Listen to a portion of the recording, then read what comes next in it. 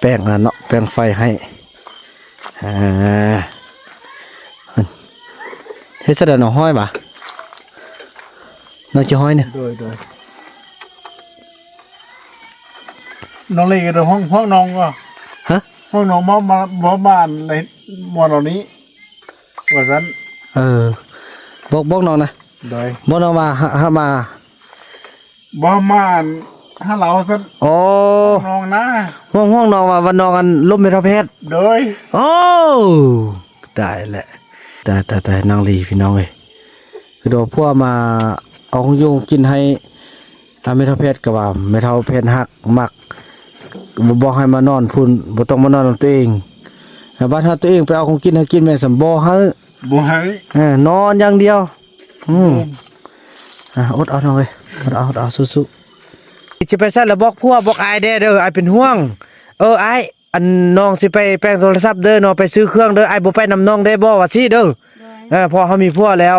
คันว่าเฮาไปผู้เดียวแล้วบ่นึกเขากุมแจ้ได้ตายเลยน้องเอ้ยเขาจับเข้าคุกก็เฮามีพวกแล้วเด้เห็นบ่เจ้านายมาเฮ็ดดองเฮาน่ะบ่แม่นเฮ็ดนับดู1 2 3 4 5 เบอร์ที่2มาดิ6 7 8 9 10เก่งสมเสยยังได้อยู่พี่น้องต้องเป็นบ่ลองดูมีจักนิ้วมือน่ะเอาขอบใจ FC ผู้มีน้ำใจแบ่งปันเหมือนฟ้าบันดาลให้สร้างรายการนี้มาสวยเหลือคนทุ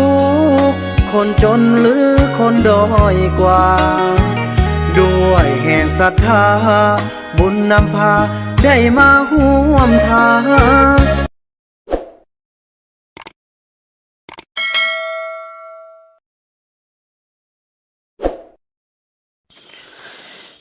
สบายดีท่านผู้ชมเนาะ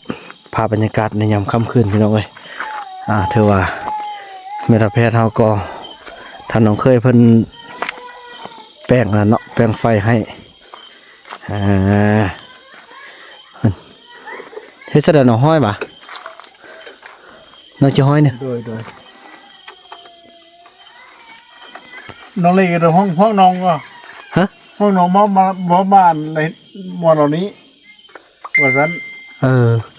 บอกน้องนะโดยบอกน้องมาหามาบ่มาถ้าเราซั่นโอ้น้องนะห้องน้องมาวันน้องกันล้มเป็นทัพเพชรโดยโอ้ได้แหละสาวลีเดี๋ยวนี้กับออกไปเที่ยวพี่น้องออกไปเที่ยวแล้วก็บ่ฮู้กูไปสาเหตุเนี่ยจักไปซะได้ยินว่าไปแป้งโทรศัพท์ติดึกคำปานนี้แล้วยังบ่ทันมาเด้อพี่น้องเอ้ยเพราะเป็นห่วงตอนนี้ก็6 โมง9 โมง8 โมงปลาย8 โมง 26 นาทีเนาะโอ้น้องมาลิ้นไม่เท่าแพทย์น้องมาอันนี้ตลอดแล้วสอนเรียกว่าน้องห่วงบ่เอากินมาส่งหาแล้วกินกับว่าห่วงเบิ่งบ่ได้เด้น้องบ่ได้สาดอกเฮาหักคนเฒ่าเนาะเอาของยุงกินหั่นเอ้าไอ้ก็บอกเลยเด้ว่ามันเป็นหน้าที่ช่วยกันน้องก็เอากินมาเหล่านี้แล้วก็เฮาอัน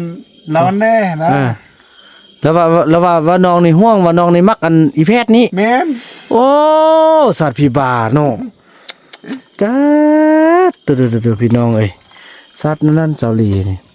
อดเอาน้องเอ้ยเนอก็สู้ไปแล้วถือซ่าเขาดอกผู้เฒ่าเขาอัดกันยันเขาฮักเขาไล่เนาะขนาดเราเป็นนอนเราหุ่นบ่ต้องนอนน้องว่าก็เราเว้านะแม่นปอบ่อาจจะด่าก่อนบ่ได้เด้คันบ่เฮาพวกเอาของอยู่กินหาแล้วน้องต้องคั่วให้เขากินอาจสิว่าจังซี่แหละเนาะแต่นางลีพี่น้องเอ้ยคือโดพวกมาเอาของอยู่กินให้ไม่เท่าเพชรกับว่าไม่เท่าเพชรหักมักบอกให้มานอนพุ่นบ่ต้องมานอนกับตัวเองบ้านหาตัวเองไปเอาของกินให้กินแม่สำบ่ให้นอนอย่างเดียวอดเอาหน่อยอดเอาสู้ๆจังซี่แหละไอ้ผ่านทุกมาโอ้ย2 ปีแล้วพบทุกแนวเลยน้องเอ้ยได้ คือไอ้ว่าแหละมาใส่ใส่กำบ่จักแหละ คนโลกนี้พวกไล่ๆเป็นอย่างที่ว่าพากันมางมมาเบิ่งแย่งเข้าสู้ไปบางทีอาจจะดีต่อหน้าเนาะ โดย สู้ไปต้องดีแน่นอนเฮาสู้ความดีต้องมีสักอย่างต้องดี นะเอายาไปให้อันเมทามีกินก่อน เดี๋ยวเป็นนะ เราเป็นจ้อยเราเอายาบำรุงเลือดให้เรากินนะ เดี๋ยว ยาเฮโมวิดพี่น้องไอ้เนาะ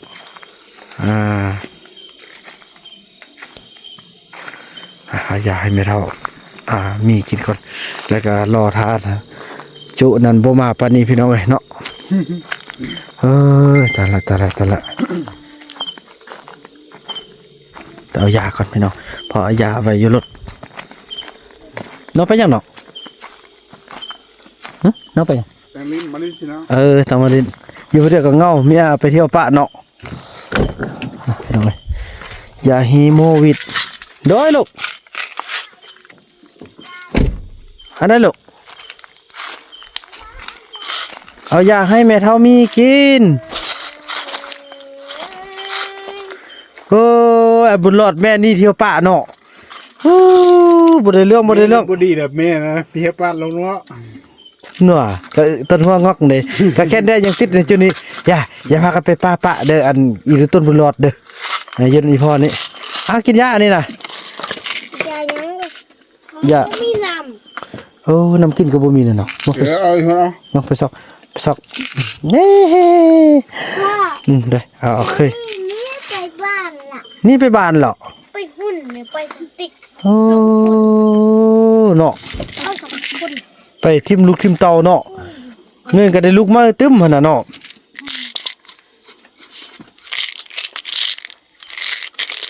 อันนั้นยาเศร้าย านั่นยาให้อันแม่เท่ามีกินข้าวแซ่บลูก พ่อลูกสาวอยากกินน้ กินน้ำเดี๋ยวพ่อไล่เอามาฮะ ำว่ามีน้ พี่พ่อก็พยายามแปลงสุดที่ลูกมือนี่บางมือดีพ่อแปลงให้เต็มเด้อ ำพ่อ โดย ลูกเหยียบกันดูเพราะปืน ลูกเย็บกระดูก ตีนเย็บ ตินเจ็บเลย พ่อลูกสาวเลยปืน โอ้เก่ง ลูกจิกแก้ว ลุงกี่เกี่ยวให้นี่ โดย มื้อนไปอันสร้างห้วยเนาะ โดย สร้างห้วยเราเก็บป่าเก็บปูมาคั่ว ลูกจกพ่อใด ด้วย ยูฮันก็เดิมมีป้าลุงเอาซ้อนไปซ้อน นี่เอาวิ่งตีไปซ่อนน่ะ ลุงเอายิง สิลูกมีเจ้าบ่ลูก กินยาอย่าให้โมวิดพี่น้องเอ้ยเอาจอกลูกนี่โอ้ทำไมทำมิดเข้าไปกินเข้าไป ให้มันตุ้ยแข็งแห้งเศร้าสวยแรงพี่น้องเอ้ยพี่น้องเอ้ยเมื่อกี้ก็มีคนโทรเข้าเนาะนอนลูกนอนท่าแม่ยังไปเที่ยว นั่นนะแม่มันแม่มาลูก แม่ไปเอาวุ่นนะวุ่นอย่าปืนไปอาบน้ำห้วยเนอะ เดี๋ยวไปฆ่าป่าเนาะ ป้า โอ้ยไอ้บุญรอดนี่แค่ได้แต่ยังติดพวกลูกเนาะบุญรอดเนาะให้มันยาตึมนึงตึมปีหน้าก่อนจึงพาไปหากินน้ำใดเนาะปีผู้น้อยไล่ยันสิลมเนาะโอ้ยพี่น้องเอ้ยแม่ก็แค่ได้ยังติดอยู่เล็กน้อยบ่ให้ละ นี่ ก็สิมันป้านมได้ละที่แบบนี้นะคัน มาได้แล้ว มีข้าวมีนั่นก็กินแล้วก็ลืมไปซะเลยเนาะ2 ปีแล้วเด้อพี่น้องฮอดเดือน5วันที่2เดือน5นี่ก็2 ปีเต็มละปากบ่เป็นเทื่อบุญรอดแทงปากเป็น ซ่อนน้องปักเป็นหลายๆเด้อซ่อนน้องอันเฮียนหนังสือเด้เนาะ เอา เฮียบัดเฮียนอีพ่อแล้วเทิงแล้วอีพ่อสิซื้ออันเป๊ปซี่เด้อแล้วอีพ่อเป็นในครูเนาะแล้วบ่รู้เป็นเฮียนบ่ได้เฮียนเก่งอีพ่อก็เอาขนมหาเลยเนาะแล้วอย่าหาบุญรอดเด้อเนาะหาบุญรอดได้บุญรอดก็สิเป็นบ่ฮึ เป็นเสื้อ บ่เป็นเด้อ บุญรอดว่าเขาอินกันรถกันว่ะบ้า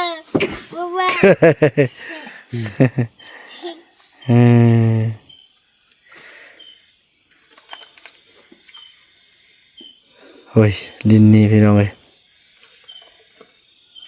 นิ้วอายุมีจักนิ้วนะจักนิ้วนะนับดูจักนิ้วนิ้ว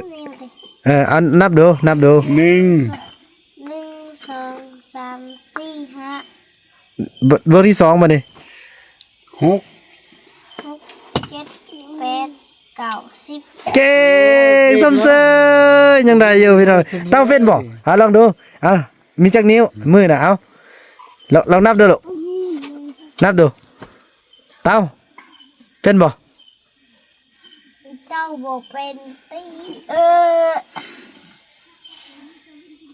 รอดนอนไว้เอ้ามันมาพุ่นเลยนี่แม่นแท้ๆมันเอาพวกโคกมาทางนี้เพีย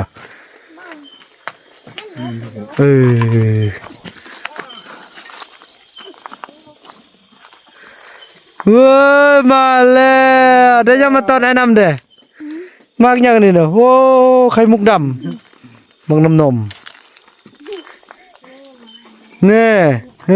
แม่มาฮอดแล้วลูก แล้วมาแล้ว ได้แป้งในโทรศัพท์นะ แป้งแล้วมื้ออื่นไปเอาเนี่ยอ้าย มันเท่าไหร่นะ จักเบิกเอาลิงหันขอจด โอ้ยไอ้บุญรอดกินเนาะ เลือกมันโดด อันนี้เอาไว้ก่อนเนาะอันนี้เอาไว้กินตอนเช้าน่ามันไปซะเหรอฮะน่ามันเนี่ยใส่โอ้ยติงเนี่ยไปแอลดิไปบังซาลีคุณตอนนั้นเอาไปตอนไหนเจนี่คือมีวีซ่าเนี่ยเว้ย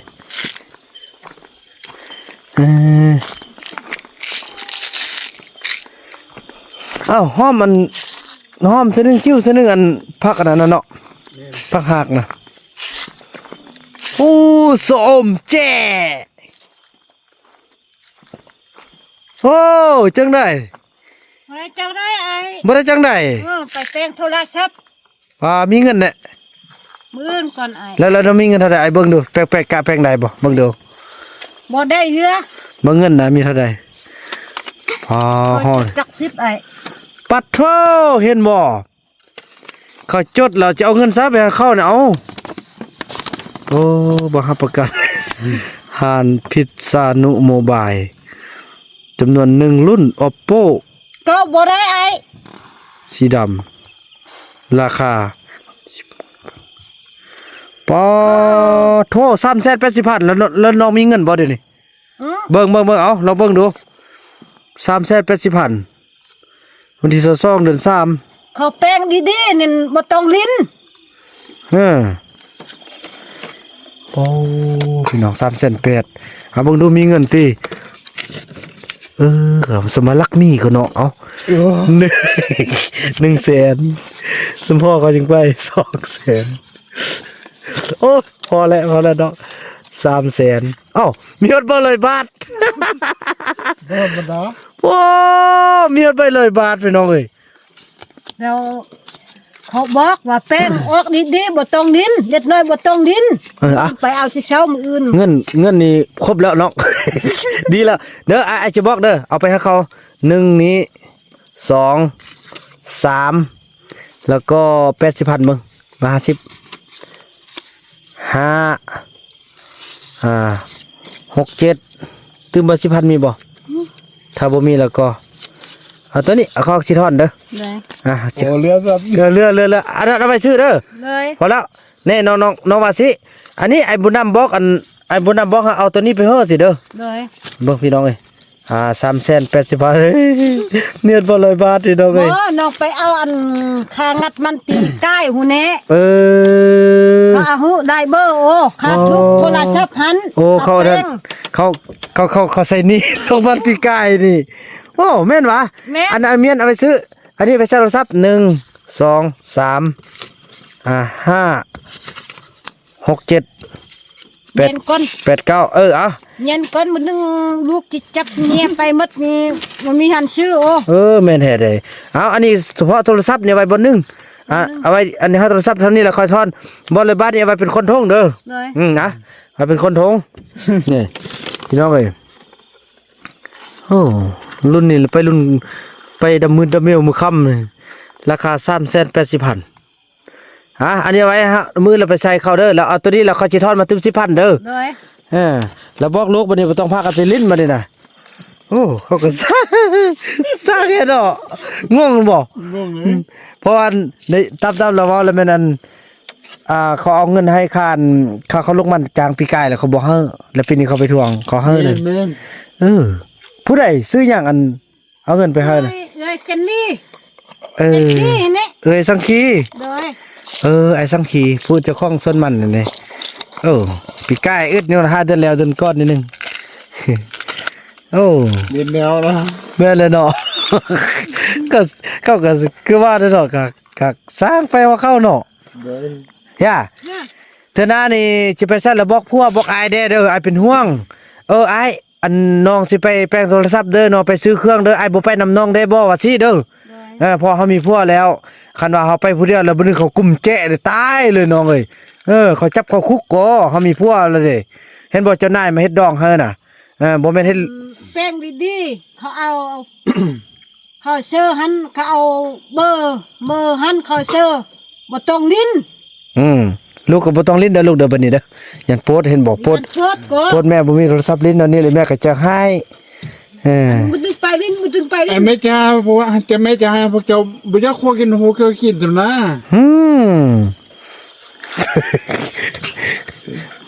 โอ้ป้าเป็นตาเงึดเนาะ ก็กระสร้างมีเงินเด้ ยอมเลยเนาะคือเด้ว่าโอ้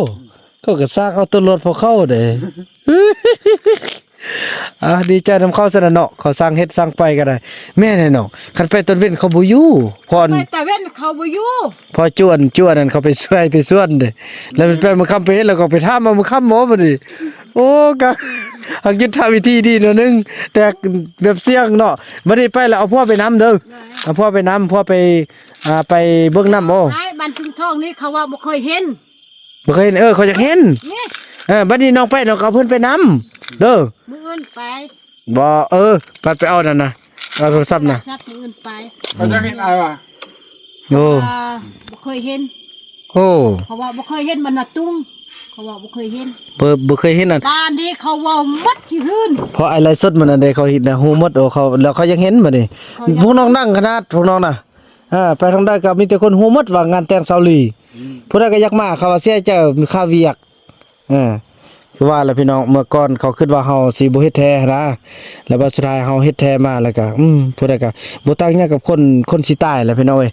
ตอนยังดีก็ว่าว่าจังซั่นจังซี่แล้วบัดตายไปแล้วเนี่ยโอ้เราเป็นคนดีเด้ ลิ้นแม่มา เรา ให้ เฮ็ดอันนั้นเราเฮ็ดอันนี้แหละนะโอ้ มักลมอ่ะ เปิดมักลม ว่าหนุ่ม มักน้ำนมบ่แม่นมักลมโอ้ ลิ้นเชิญนี่ แน่บอกอันนั้นได้ลี่น้องบอกอีจอมแด้อันเดี๋ยวนี้ไปลักเงินอันไม่เท่ามีบ่ มือซวยนี่ไปลักเงินไม่เท่ามีบักกะไล่ก่อนนะไม่เท่ามีจนทวงได้เบิ่งซองไอ้ขี้แก้วพี่น้องเอ้ยโอ้โธ่ลักเงินไปลักอันบ่ฮู้อันว่าถ้ามีว่าบ่แม่นว่าตัวเองบ่ได้เอาแล้ววันนี้อันไอ้แล้วแม่เท่ามีว่าเอาพอเงินเอาเสียแล้วไอ้ขี้แก้วจึงใช้ยุทธวิธีว่าอันเบิ่งอันเขาอันไปเอาเงินไปซื้อนี่เขาทอนเท่าใดเส้นจกออกมาปักไล่มีฮอดเปอร์เซ็นต์ บ่ แสดงว่าเส้นปลายพี่น้องแสดงว่าลักแท้ขโมยพี่น้องเอ้ยโอ้ยจะได้บอกจะได้ก็บ่ฟังพี่น้องเอ้ยจะได้เบิ่งจะได้ แต่อันพอเชือกหันเขาบอกว่าเว้นหันเขามาลิ้นอยู่หันมาชื่อเอาคุณนม นั่นแหละ มาชื่อเอาคุณนมแล้วพอเอาปิ่นเต็มพะย่างพี่ออกไปนี่บ่เห็นออกมา แล้วเห็นบ่แล้วแสดงว่าเขาเว้าแล้วไปเห็นไปซื้อแล้วเอาใส่ขนมเต็มเนาะเต็มมาแล้วบ่เห็นว่าแต่เขาต้องไปเชื่องป้าไว้เดี๋ยวมื้อเขาไปกิน เขาไปกินอื่น เอ้ยพี่น้องเอ้ยเนาะมาสร้างสิว่านำเลยเนื้อก็มีกันไป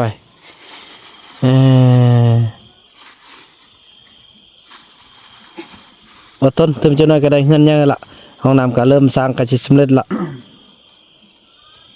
เมียก็โทรมาแต่งกันอยู่ซะคือบ่ดังก็รอซั่น โอ้เมียเก่าอ่ะนะ โดย แต่งอันอยู่อันอยู่ใส่แต่งงานดังกระดอนบ่เพราะว่าดังเด้ไลฟ์สดบางคนเข้าไปเบิ่งน่ะฮอด 3-4 ล้านคนพุ่นก็ถือว่าทั่วประเทศลาวเขามีจำนวนคน 7-8 ล้าน แล้วเบิ่งฮอด4-5 ล้านนี่แสดงว่าก็ยังน้อยหนึงที่จะบ่เห็นเท่านั้นยังแต่บรรดานักธุรกิจนักที่ว่าอันนั้นแหละพี่น้องเอ้ยเนาะ แม่น ไปซะก็ดังแท้พวกน้องน่ะยอมรับเลย โอ้เมียเก่าโทรมาอันบ่ มีการโทรมาพี่น้องอยู่บ้านว่า เพิ่นโทรหาพี่น้องก็อยู่บ้านพุ่นบ่เป็นโทรหาน้องติ บ่มี เพิ่นว่าจังได๋ก่อนลองเล่าให้ฟังหน่อย อ้าวอะไรตึงอเมซักกระดังกระรอซั่น โอ้เมียเก่ายังโทรมาน่ะอยู่มอนี่เด้อยู่กับคนดังเว้ยเนาะ โดย คนโชคดีแหละจึงอยู่กับคนดังรักษาคนดังให้ดีเป็นคนดังให้ ว่าแนว บ่ว่าจะเขาค่อยเบิ่งนํกันอายก็สิประกอบบ่ได้เด้หลีบัดนี้ไปใช้ไปนำได้อายก็อันมีหยังก็บอกอายเด้อน้องไล่คือกันสิไปใช้ก็ต้องบอกอายจะบอกอายได้บอกเมียได้ไปใช้ก็อย่าเข้าไปนำกันมื้อนึงว่าสิไปใช้แล้วโอ้ยบ่บอกเขาหมดเขาให้บอกเขาหาเกิดอุบัติเหตุเกิดหยังนี่เฮาไม่ได้ซอกนำกันได้สาลีคือกันตัวเองมีผัวแล้วไปก็ต้องเอาผัวไปนำบ่ต้องไปคนเดียวมาคนเดียวนั่นน่ะไอ้ก็บ่มักเลยน้องเอ้ยคันเป็นเมียไอ้ป้าเลยเพราะไอ้บ่มักไปคนเดียวนั่นน่ะอันนี้เพิ่นฮักน้องเด้วันนี้ไปนำกันเด้อแน่ไอ้แน่ไอ้หมดเงินบักกะไล่เด้น้องแต่งดองให้น้องแล้วก็พ่อแม่เพิ่นก็ส่งเงินมาบักกะไล่แต่งเงินให้พวกน้องแต่งดองเห็นบ่เบี้ยหมดตั้ง40กว่าลังฉะนั้นแหละขนาดไอ้น่ะงานดองไอ้นี่เบี้ยหมด3-4ลังนึง แม่อีเมมแม่อีซึกบอกบ่เลยไปเอาของเงินของอีมี บ่แม่นไม่ซึกล่ะนี่อ้ายนี่น่ะบอกน่ะสิแม่นผู้อื่นอ้ายนี่ล่ะบอกน่ะ อายบ่นำบ่ ว่ามาซื้อเอาจนช่วยนี้เอาไปเอาลักเอาแม่ย่าอีมีหันแล้วไปซื้อเอาขนม มันนี่บอกน้องคือว่า เต็มพะย่างหิแล้วคนนึงก็เต็มคนนึงก็เต็มมาหิย่างมา คือว่าแหละบอกเขาก็คือว่าเนาะใช่ละฉะนั้นแหละอันนั้นก็บอกช่วยกันเนาะน้องเนาะ บ่ซักกันเนาะ นั่นก็ลูกเฮาจนตึมจังได๋ยามเป็นสาวแล้วก็ฮู้เมื่อแหละฮู้ความคนแหละตอนนี้ยังเด็กน้อยอยู่กำลังวัยขนองอยู่เฮ้ยบุญรอดมาแล้วเฮ้ย ไปเอาหามันของเขา มือช่วยแม่นบ่น้องมือช่วยนี่เขาเจออีจอมเขาลักเงินนี่แม่นเท่ามีนบ่ ผู้ช่วยนี่ผู้ช่วยว่าเอาทอดเงิน2แสนว่ามาซื้อเอาขนมแล้วพอจับเบิ้งเอาเบอร์หนึ่งพอเอาเบอร์หนึ่งแล้วเอาขนมอีก แม่นคือสิแม่นแหละ ขนมอีก ต้องแม่นเอา2เส้นแท้พอมันเห็นใบเส้นหนึงอันไอ้ขี้แก้วซอยไอ้ขี้แก้วนะเห็นใบเส้นหนึงแล้วก็ใบอัน 10,000 20,000นี่แหละตึมน่ะก็สิแม่นเขาให้ประมาณ 50,000 ขนมน่ะแล้วเขาทอนคืน เขาท แต่ อ ว่า นเอา พอเคสนี้เขาเจ้าก็ฮู้เด้เขาเจ้าก็ฮู้ว่ามันเขาเจ้าบ่ฮู้หยังหั่นน่ะเขาเจ้าก็ทอนคืนนั่นก็เพราะอันใดพี่น้องเอ้ย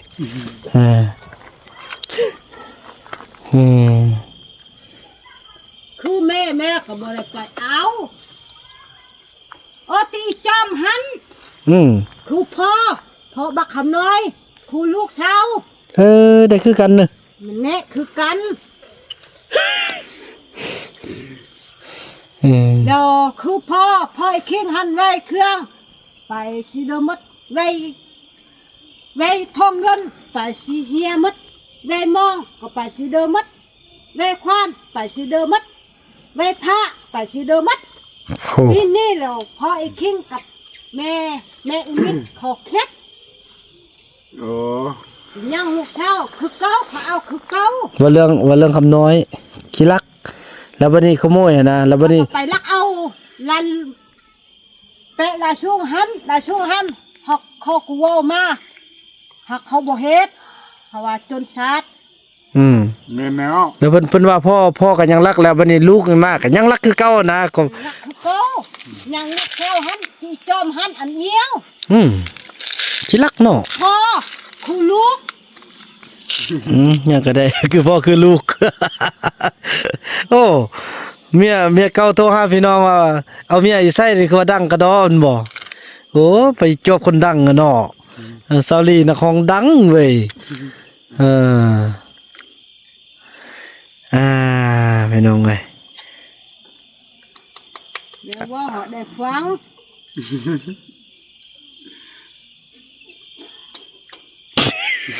ขึ้นไป ฟัง พี่เช้าที่ไอ้โทรมาว่าลูกให้ลูกให้ ลูกกินตู้เหรอกินเหรอ กิน แต่มันค่ำแล้วพากันป้านมาอยู่ผู้เดียวไงโอ้ไปป้าลูกนี่เที่ยวบ่ได้เลือกสติกนี่ก็แค่นได้ยังไปนำเซาลี่เนาะไปเบิ่งกัน ก็บ่เป็นหยัง อ้าวกินหมดก็ น้ เป็ อน งน้องจะไปสนอไปกันนะ คันไปคนเดียวน้องเฮ็ดซะได้ เด็กก็บ่บันได้แล้ว บ่ว่าได้แล้วกลับมากันยังสิฮักคือเก่าเด้อ เน้น จำเป็นแล้ววาสนาเนาะ โอ้มากเลยจักว่าพี่น้องเอ้ย เขาเจ้าก็ไปนำกันเนาะกลับมาตลอดปลอดภัยต่อไปสิไปใส่ละบอกเด้อบอกเอาผู้ชายไปนำเด้อเอาผู้ชายไปนำ ลิ้นละคนกอมลิ้น ยุ่งขนาดเนาะนั่นแหละบ่ไอ้ไปนอนก่อนเด้อพากันนอนซะแต่ว่านั่นแหละเด้อติ๊กเอ้ยเด้อซอรี่เด้อไอ้นอนก่อน ใจเลยได้ไอ้ โดยคือกันจังซั่นพี่น้องคอยบอกคอยซ้อนกันพี่น้องเอ้ยคอยคอยลมกันไปก็เจ้าก็จังซั่นแหละเฮ้ยพี่น้องเอ้ยบางเทื่อก็เมื่อยพี่น้องเนาะแต่ก็สู้พี่น้องเอ้ยดีแต่น้องเคยมาใหม่มาอยู่เป็นแห่งหนึงก็น่าสงสารล่ะพี่น้องอยากไปแต่เมียลักไปลักมาจังซี่แหละคอยบอกคอยซ้อนกันต่อไปพี่น้องจังซั่นแล้วพี่น้องคลิปนี้บ่าวนำขออนุญาตจบคลิปกันซ้ำนี้ก่อนเนาะแล้วพบกันใหม่ในคลิปต่อไปพี่น้องเอ้ยคลิปนี้บ่าวนำขอกล่าวคำว่าสบายดี